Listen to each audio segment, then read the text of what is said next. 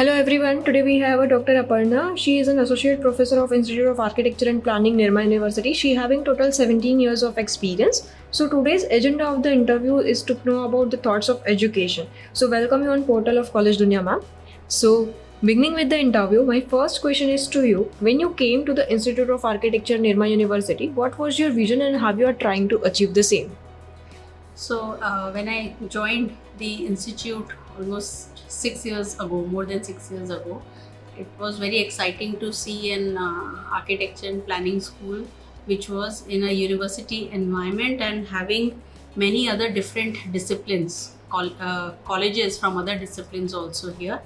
And I think that is the strength of the university, because then there are possibilities of a lot of different partnerships and working on a lot of interdisciplinary projects and works like that, and also bringing it to the classroom. So I think also that another point was that university has been having a lot of focus and interest in expanding its research output. And personally, I have been involved with research in the built environment since a decade now, or probably more. And so I saw a lot of possibilities there. That is an exciting part where you can see interdisciplinary research come out, because the issues of the built environment, they don't strictly fall into one particular domain.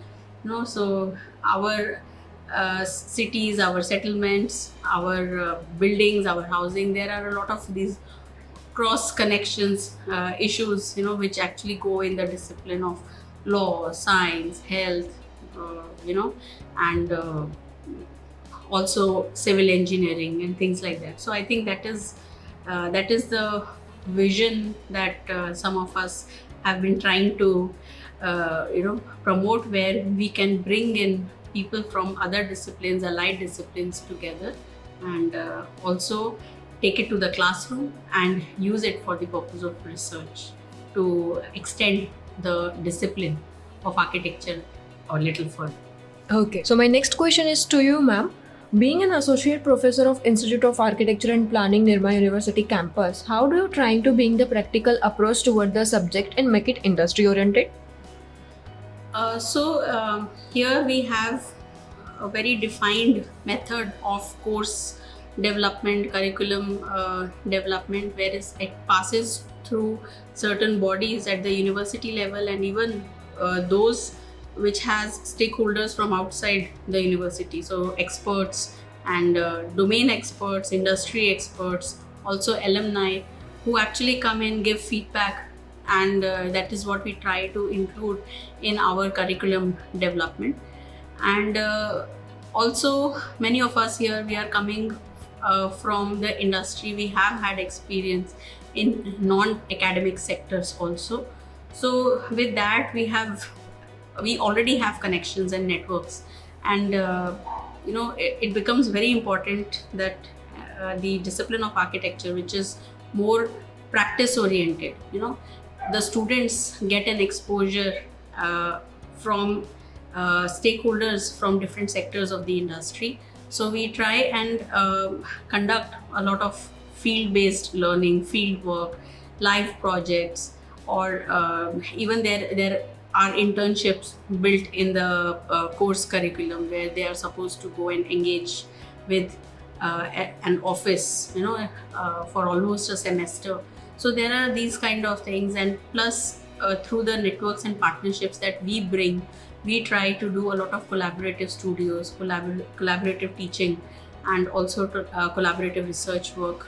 So I think with some of this, it becomes interesting for the students also, and their horizons are expanded, where they get to know that how it is like in the industry. Okay, great, ma'am. So my last question is to you, ma'am. What valuable advice would you like to the student for them have a prosperous career ahead into the architecture department? So architecture, as people from the discipline know, is a very good mix of both art and science. So in fact, humanities and social sciences and environment, and also fine arts, sculpture, creative arts.